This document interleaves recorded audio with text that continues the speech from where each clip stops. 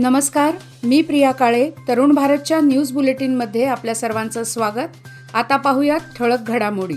कर्नाटक आणि देशातील भाजप सरकार हे भ्रष्टाचाराचे डबल इंजिन सरकार आहे. त्याला विटलेली कर्नाटकातील जनता त्याचं पतन करेल आणि या निवडणुकीत काँग्रेस 130 जागा जिंकून सत्तेत येईल, असा विश्वास काँग्रेसचे ज्येष्ठ नेते व महाराष्ट्राचे माजी मुख्यमंत्री पृथ्वीराज चव्हाण यांनी व्यक्त केला. बेळगाव ग्रामीण जिल्हा काँग्रेस भवनात आयोजित पत्रकार परिषदेत ते बोलत होते.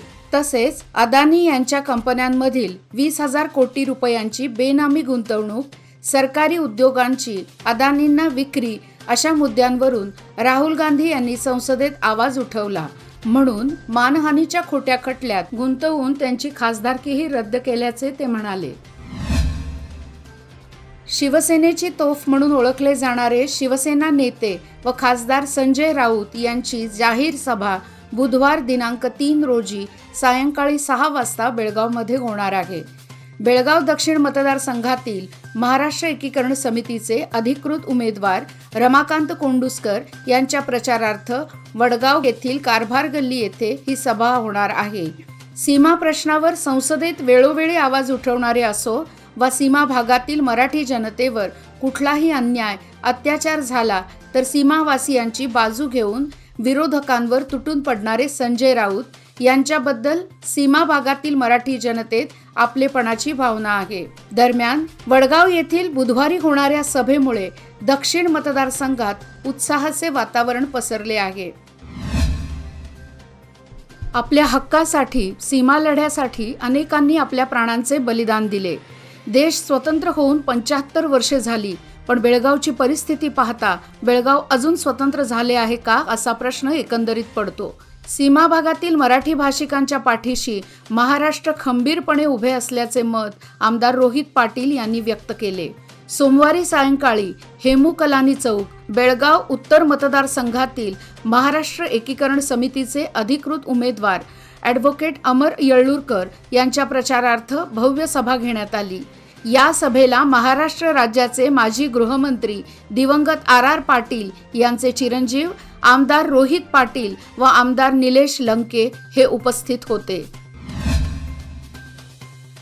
बेळगाव ग्रामीण मतदारसंघातील काँग्रेसच्या अधिकृत उमेदवार लक्ष्मी हेब्बाळकर यांनी कंगराळी बुद्रुक आणि कंगराळी खुर्द गावात प्रचार केला.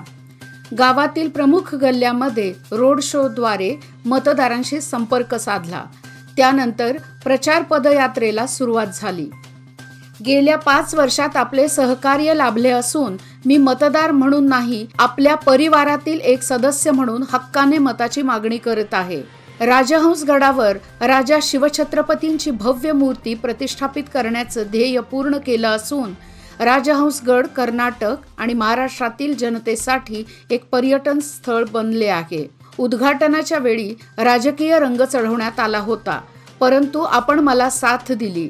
यंदाच्या निवडणुकीत आपले बहुमोल मत देऊन मला प्रचंड बहुमतांनी विजयी करा आणि पुन्हा ग्रामीण मतदारसंघाचा विकास करण्यासाठी मला संधी द्या, अशी विनंती त्यांनी केली. बेळगाव उत्तर मतदारसंघातील काँग्रेसचे उमेदवार आसिफ उर्फ राजू सेठ यांनी सदाशिवनगर येथे प्रचार केला. बेळगाव उत्तर विकासाच्या दृष्टीने यंदा काँग्रेसला मत देऊन विजयी करण्याचे आवाहन केले. हनुमान नगर, तहसीलदार गल्ली, समर्थनगर, माळी गल्ली, खंजर गल्ली, सदाशिवनगर, बसस्टँड परिसर व गांधीनगर आदी सर्व ठिकाणी त्यांना पाठिंबा मिळत आहे. बेळगाव उत्तर मतदारसंघातील भाजपचे अधिकृत उमेदवार डॉक्टर रवी पाटील यांच्या प्रचार दौऱ्याला चांगला प्रतिसाद लाभत आहे. मंगळवारी सकाळी कॅम्प येथील भावसार क्षत्रिय समाजाच्या श्री मारुती मंदिरात पूजा करून आपला प्रचार सुरू केला. यावेळी नागरिकांनी पाण्याची समस्या सोडवण्याची मागणी केली. यावेळी रवी पाटील यांनी ही समस्या सोडवण्याचं आश्वासन दिलं. या प्रसंगी किशोर खोकले, संजय रणसुबे, अमोल बेद्रे, शेष जवळकर, सुधीर तुपेकर, सुनील जवळकर, मनोज मिरजकर व इतर सहभागी झाले होते.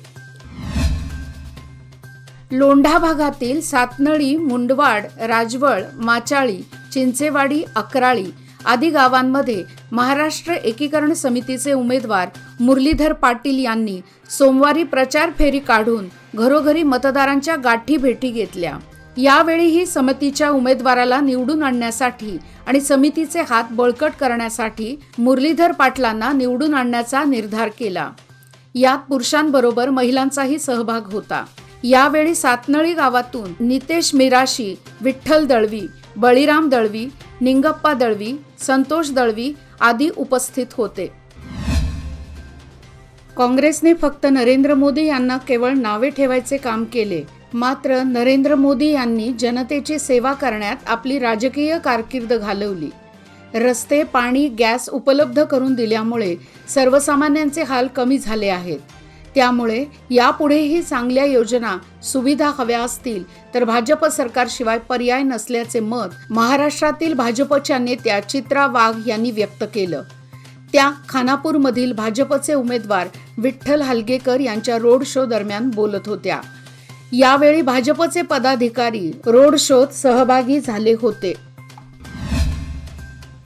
खानापूर मतदारसंघातील भाजपचे उमेदवार विठ्ठल हलगेकर यांनी बेकवाड, बळोगा, हुलीकोर्तल, भुरंकी या भागात प्रचार दौरा केला।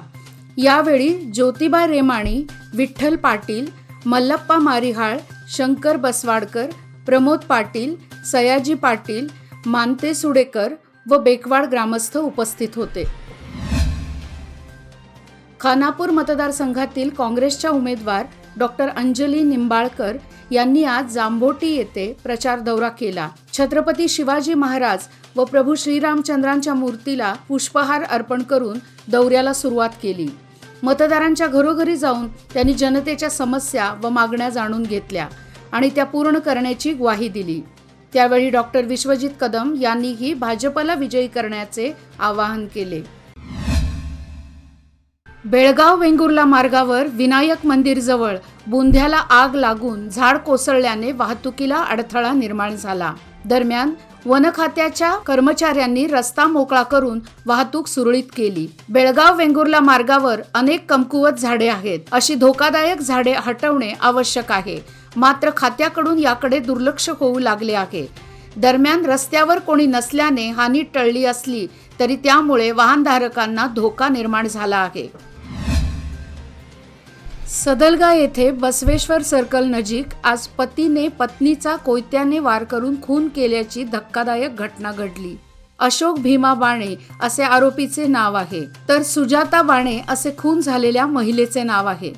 दरम्यान स्थानिकांनी तिला जखमी अवस्थेत रुग्णालयात दाखल करण्याचा प्रयत्न केला, मात्र तोपर्यंत त्यांचा मृत्यू झाला। या घटनेची नोंद सदलगा पोलीस स्थानकात झाली असून पोलिसांकडून तपास सुरू आहे।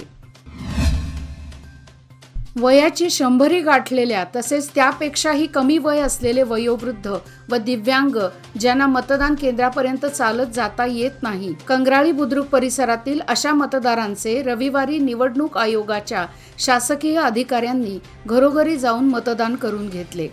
कंग्राळी बुद्रुक परिसरातील पार्वतीनगर, साई कॉलनी, लक्ष्मी गल्ली, कलमेश्वर गल्ली, बाहेर गल्ली, चव्हाड गल्ली, संताजी गल्ली व शास्त्रीनगर परिसरातील अशा भाग्यवान मतदारांचे त्यांच्या कुटुंबियांकडून मतदान करून घेतले। सौंदळगा येथील ग्रामदैवत श्री नरसिंह मंदिरामध्ये काँग्रेस पक्षाच्या प्रचाराचा शुभारंभ युवा नेते, माजी जिल्हा पंचायत उपाध्यक्ष पंकज पाटील यांच्या उपस्थितीत करण्यात आला। सुरुवातीला ग्रामदैवत श्री नरसिंहाचे दर्शन घेऊन आरती करण्यात आली। त्यानंतर माजी ग्रामपंचायत सदस्य दिलीप शेवाळे यांनी सर्वांचे स्वागत करून प्रास्ताविकात काँग्रेस पक्षाने केलेल्या विकास कामांची माहिती सांगून माजी आमदार काका पाटील यांना विजयी करण्याचे आवाहन केले। निपाणी भागाच्या विकासासाठी युवा नेते उत्तम पाटील यांना मतदान करून या भागाच्या विकासासह युवा वर्गाला नोकरी, उद्योग यासाठी मार्गदर्शन होणार आहे। उत्तम पाटील हे गेली 10 वर्ष समाजकारण करीत असून त्यांनी कोरोना महापुराच्या वेळी मदत केली आहे। फक्त समाजकारण करीत असताना विविध सरकारी योजना प्रत्येक घरी पोहोचल्या पाहिजेत असा विचार करून ते येणाऱ्या विधानसभेच्या निवडणुकीसाठी उभे राहून त्यांना आपले मत देऊन या भागाच्या विकासासह युवा वर्गाचे प्रश्न सोडवू असे दलित क्रांती सेनेचे संस्थापक अध्यक्ष अशोक कुमार असोदे यांनी सौंदलगा येथील सभेमध्ये अध्यक्षपदावरून बोलताना सांगितले.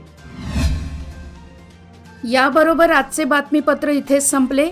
अधिक माहिती व ताज्या घडामोडीकरिता पाहत रहा तरुण भारत न्यूज चॅनल.